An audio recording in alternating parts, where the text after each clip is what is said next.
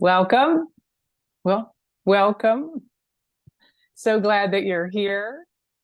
If you would say your name Mhm. and where you're calling in from. My name's Caroline Salvador Moses, and I'm calling in from California. Okay. And then tell us about son or sons, ages, that you have. I have two sons. The eldest is 21 years old, and the younger one is 17. Okay, great. And Carol and I, we know each other from Yeah, California and haven't seen you in a long time, and just really, really grateful to have you here and to be able to collect some of your mother of son wisdom to share with sure. others. Yeah. Likewise. Yes, it's great.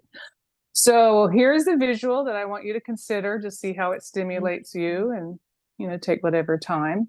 So there's a little boy standing in front of his mother, and it's like a cartoon, and he has donkey ears and a donkey tail. And his mother has just said to him, "Your father was a jackass." Mhm. Mm. Now, the quote to consider along with that, and I'll repeat it again if you want me to, is that what our sons hear and feel from us, from their mothers, contributes to the man they will become. So, what our Mhm. sons hear and feel from us contribute to the man they will become. Any need for clarity, or are you ready to just I share know. your Yeah, thoughts? I think I'm ready. Okay, great. Please. So regarding that quote, I think that's a very dangerous territory because, as mothers, the sons look up to you and they grow up internalizing some of your beliefs and your values. And Mm, so if a mother were to state negative information or comments about their father, then the sons can internalize that and it may affect their future relationships, not just their view of their father, but also their view of humanity, of other, or other women in their future. mm, Of, mm, yeah, I guess women speaking negatively about men in general, but it hits home more when it's about their father. mm, mm, So it's a very dangerous and dysfunctional way to communicate those types of information and or make those comments mm, to uh, the sons mhm, or mm, daughters. mhm, mhm. And when you say internalize, would you be willing to share a little more about what that means to you?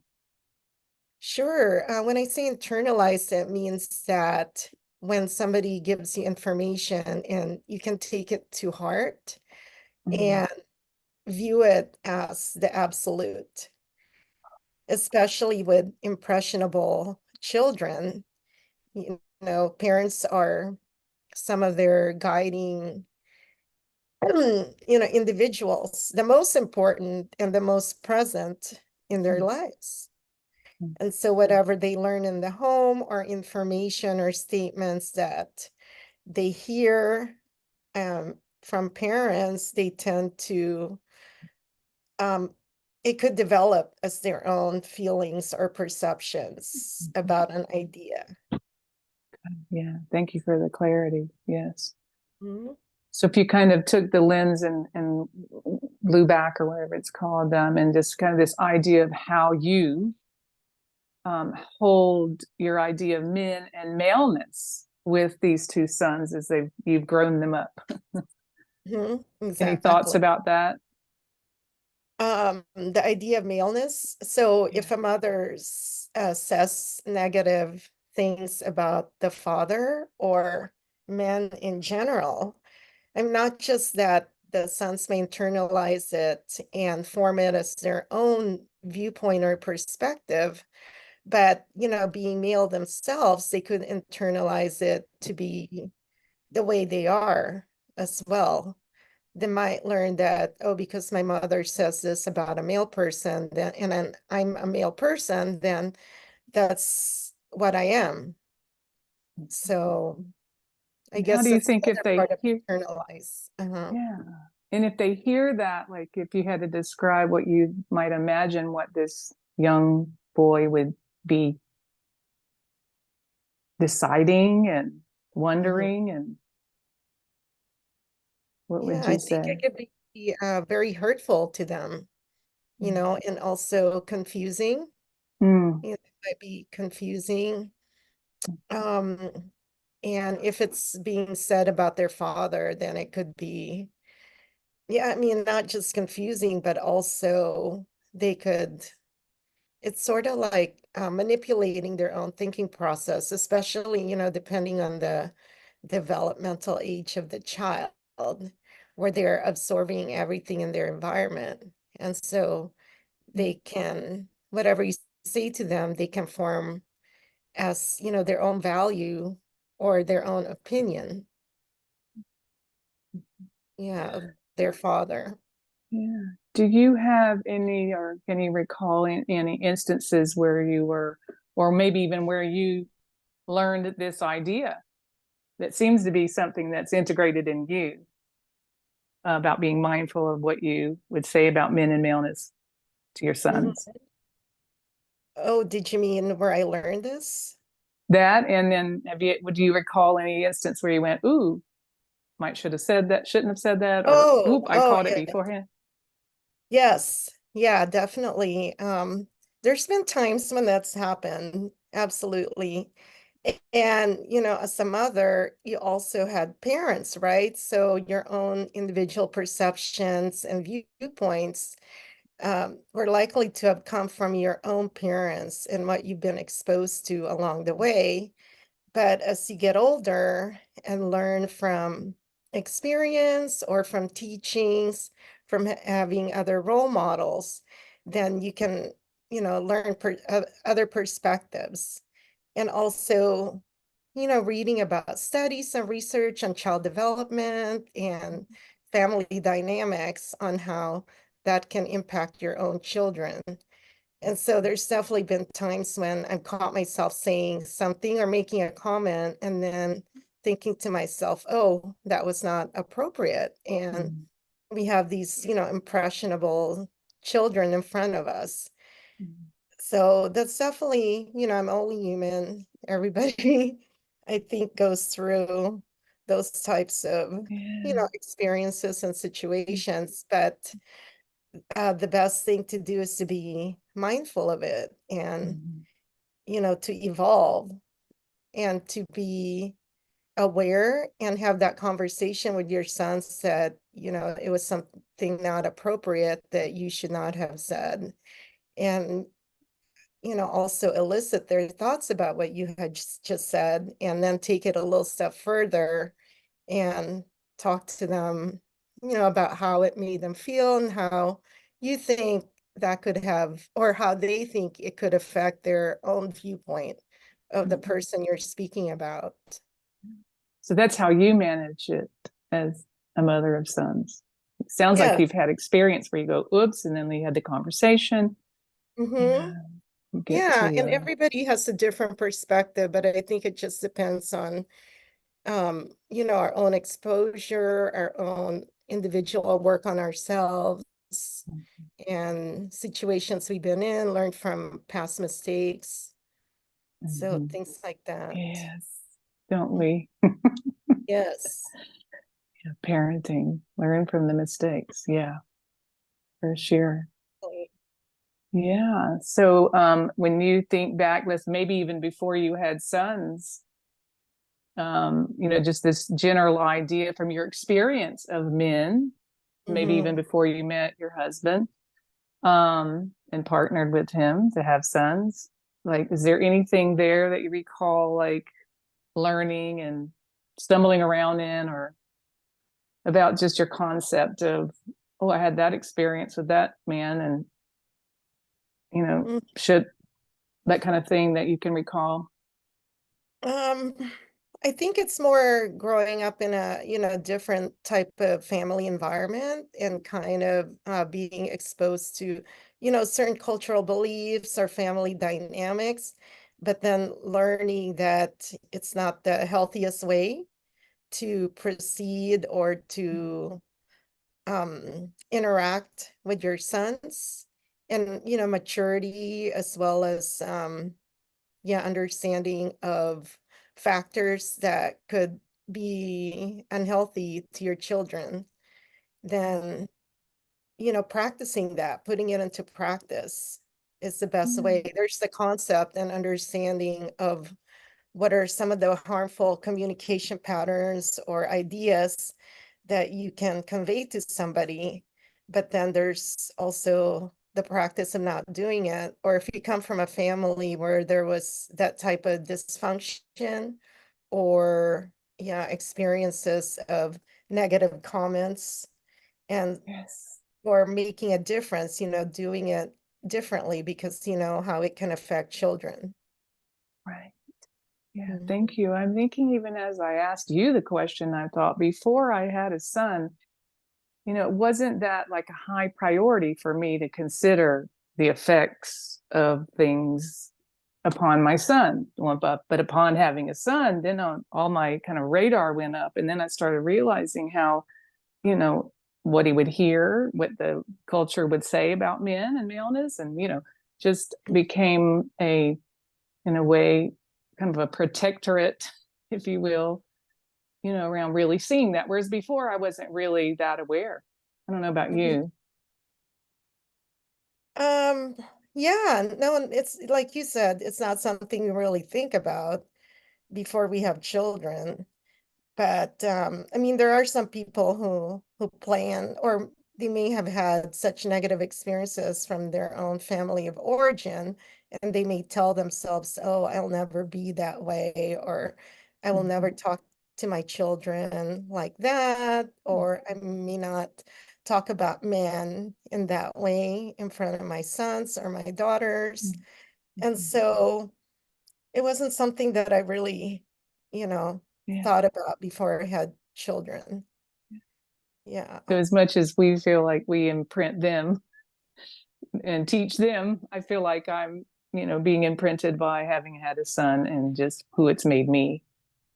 And so Yes, grateful. exactly. But also, like with your education and your background, with my education and background, it's something we learned along the way, Mhm. So Mhm. I've studied these concepts before I even Right. had children, so I had Oh, okay. exposure. Hmm. Right, right. And your background, just so we all know. Well, I'm a clinical psychologist, and so I became a psychologist before I had children. And Mhm. part of my specialty has been child and family therapy. And so I learned a great deal about the healthy ways of communication, of raising children, parenting. So I think I Mhm. was at an advantage going into this. Yeah. Just to be educated. Yeah. Yes, and to actually practice, I treat people who have dysfunctional relationships. And it doesn't mean that I'm a perfect mother becoming a mother, but I've certainly had a lot of, studies and research and practice that Mhm. becoming a mother, I had to, what is that, do as I preach. So, and also just Right. learning about, yeah, harmful effects to children of negative communication or Yeah. messages. Yes. Yes. I'm curious too. Did you grow up with brothers and watched your, parents raise a son or mother raise a son? I did. I have Oh, three younger brothers, how and many? three. Oh, I did not know that. Yes, yeah. So Hmm. any wisdom or any, notes you took from mom or, wow, I have to interview her. Yeah. Well, my mother, I think she became a mother younger, because of culture and just the generation. And I think she had to learn along the way as well. Um, but definitely she was a young mother and a young wife, and also in a culture where there's not as much information or education about unhealthy patterns of Mhm. communication. And so I think, there was some of that in my family that happened. I was the eldest, and I'm a daughter, and so I think growing up, I was more involved with my own self and how I was being parented than what, I saw with my three Yeah. brothers. We are self-involved, aren't we, as we're growing Yeah, yeah, that ourselves? too. Hmm. Yeah. And I think Yeah. culturally too, it's not as much the gender divide. I think in my family, it was more your position in the family, like you're the eldest, so you take more responsibility. Mm. And it's not as much like, okay, you're female, so you take on the female roles and the males take on the male roles, so it was different. Interesting. Yeah. Yeah. Wow. Three brothers. Wow. And then Mhm. have two sons. Yes, You're yeah, surrounded by men I and am, maleness. yeah. Wow. Wow. What is that like?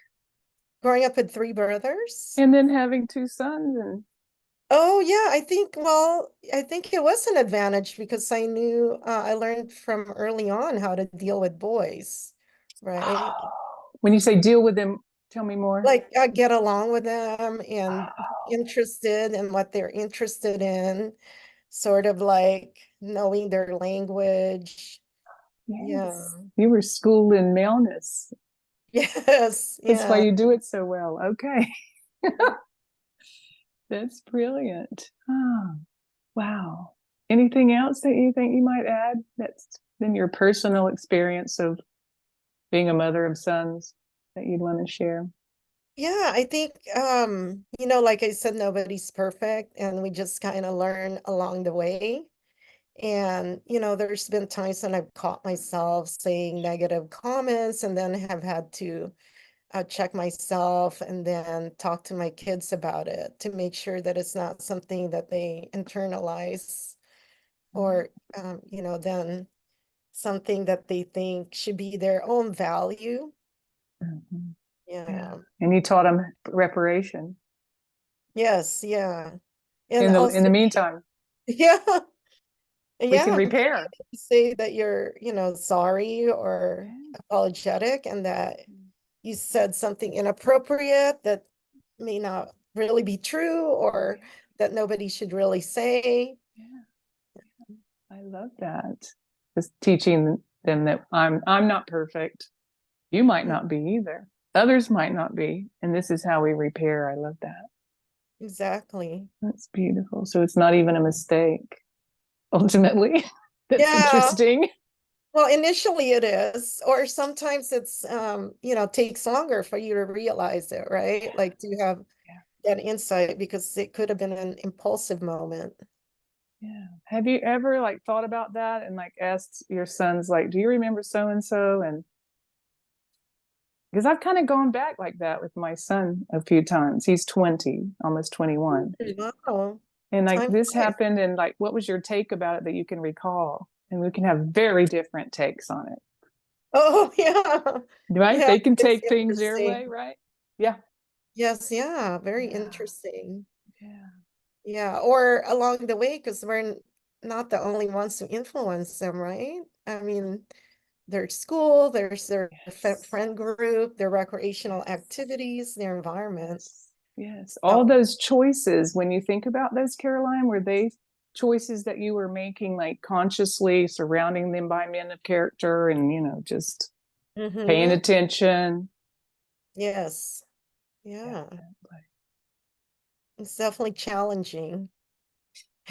So takes up most of the brain until they slowly start getting older and then you get a little more of your brain back. Yeah. Ah, yes, yes. Anything else you'd like to say before closing? Yeah, I think there's also, you mentioned you have a 20-year-old and I have a 21-year-old.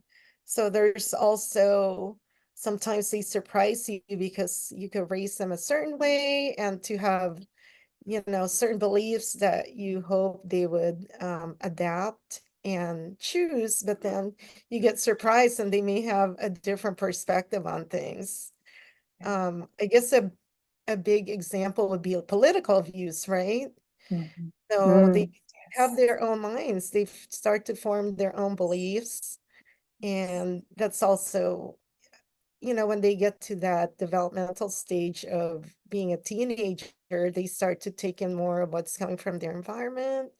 Friendships and their friends' opinions become more important, but they also start to individuate and form their own values and opinions.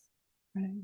How do you, manage that as a mother, knowing that these young men are growing into men and having their own lives? Yes. Yeah.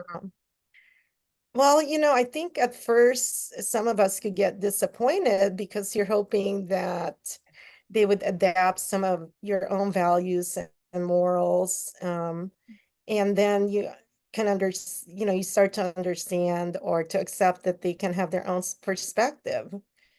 And just like us as children growing up form our own perspective and beliefs. Yeah, I about do. yeah, about things. Yeah. I try to remember me myself. I wanted to have my own thoughts and my own ideas, and Mm. I wasn't a replica of my parents. Yes, Nor did exactly. I really want to be, actually, even though they have great qualities. That's Mm-hmm. interesting. Yeah, and also generationally, right? Like there's just a different culture and different environment, right? Yeah. So, yeah, what may have been appropriate for our parents to believe in at the time, um, have changed. You have to be Yeah, very accepting, at least in my exactly. experience, or Mm-hmm. open, more open. Yeah. Mm-hmm.